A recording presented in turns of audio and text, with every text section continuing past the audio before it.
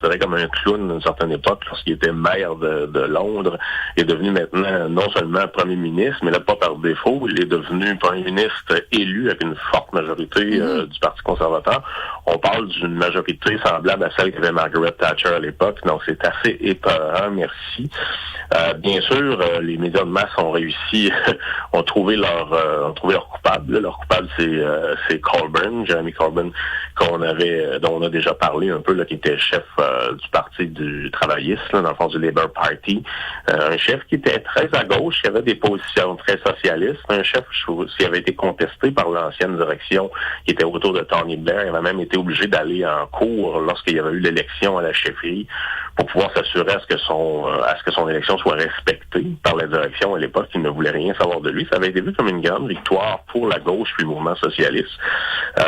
Aux dernières élections, vous rappellerez que quand Theresa May avait essayé d'aller chercher une majorité pour régler le Brexit, eh bien, Corbyn avait énormément surpris. Là. Il avait réussi à aller chercher beaucoup de votes, puis Theresa May s'était retrouvée dans une situation où elle avait été en minorité, et un gouvernement minoritaire avait été obligé de faire affaire même avec un parti d'extrême droite là, de l'Irlande du Nord pour pouvoir faire alliance.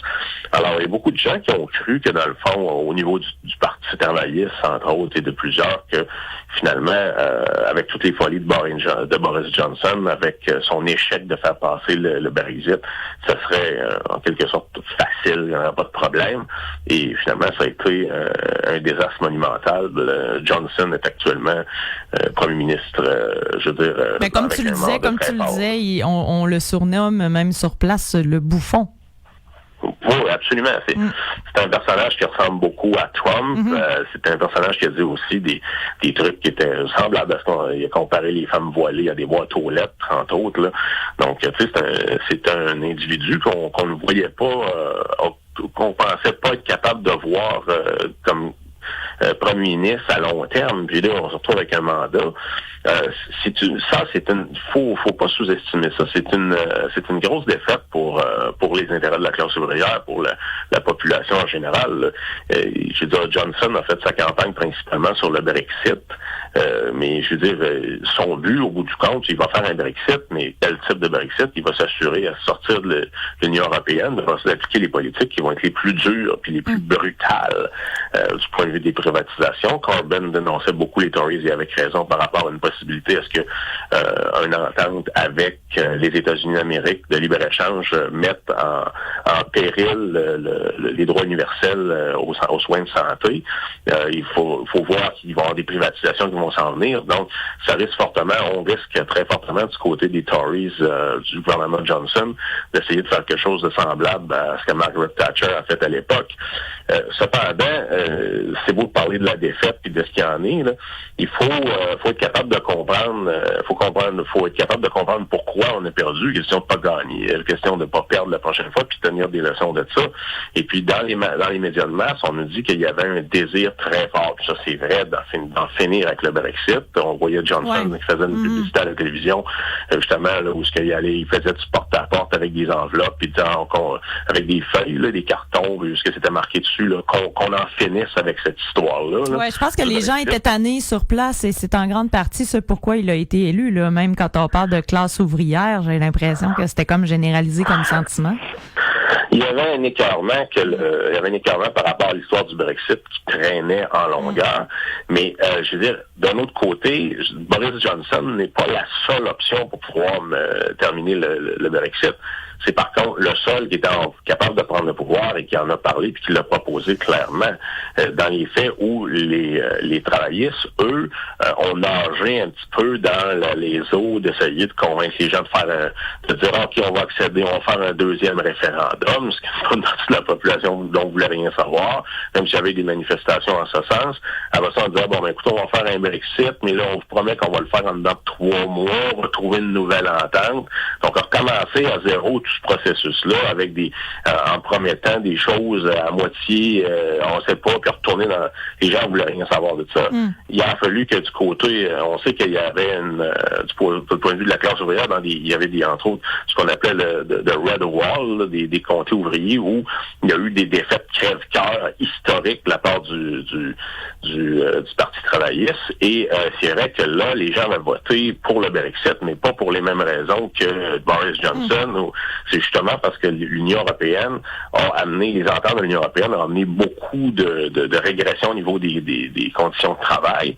À l'époque, la gauche unie, par exemple en France, s'était opposée, entre autres, à la Constitution, mais en plus, c'était pas pour la Constitution européenne, c'était opposé au libre-échange. Parce que ça avait pour but, justement, c'était des ententes qui étaient signées de manière à revoir les droits du travail vers le bas. L'autre problème qu'on voit du côté du Labour, c'est que les travaillistes, la culture des grands rallyes, des choses comme fait en ce moment très bien Bernie Sanders aux États-Unis, était pas là. Il n'y a pas eu beaucoup de grands rallyes. On a vu Corbyn est allé. C'est un personnage politique qui est prêt à y aller, mais c'est une culture qui est comme sortie des partis de gauche, des partis travaillistes. Quand tu parles, Alexandre, de grands rallyes, là, c'est des grands rassemblements, c'est quoi qui définit ça? C'est des rassemblements politiques, comme ceux qu'on voit aux États-Unis en ce moment, là, avec Bernie Sanders. Puis je vous rappellerai que ces grands rassemblements-là, que c'est au niveau du Parti démocrate, entre autres, c'est beaucoup Bernie Sanders qui a ramené ça sur la map, parce que je vous rappellerai que lors des élections de l'année, lorsque Donald Trump a été élu en 2016, il y avait deux personnages qui rassemblaient des foules massivement. C'était Donald Trump et c'était Bernie Sanders.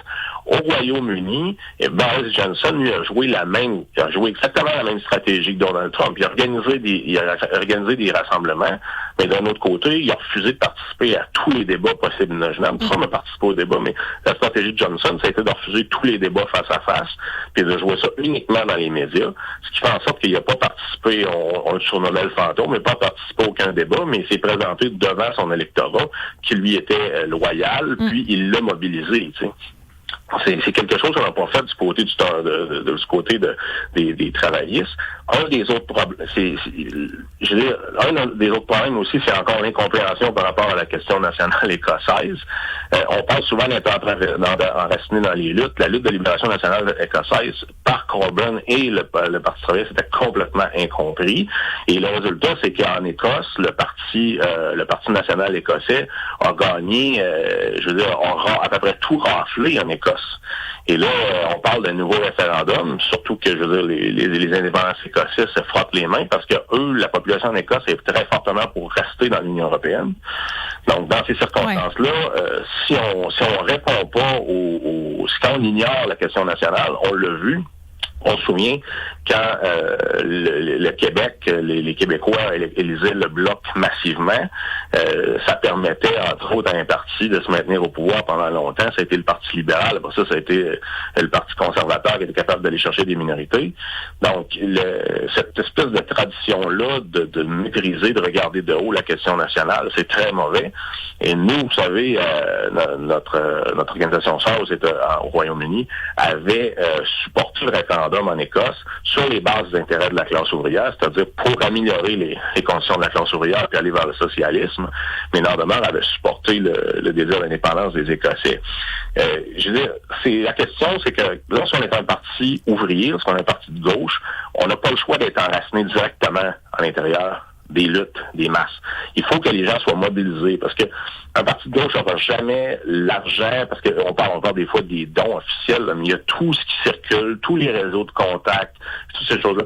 On n'aura jamais capable de compenser avec l'argent. Tout ce qui nous reste à nous, c'est la mobilisation. C'est que les gens soient prêts à se lever, qu'ils savent comment se mobiliser, puis qu'ils le fassent sur une base régulière pour que rendu aux élections, ce soit normal pour eux.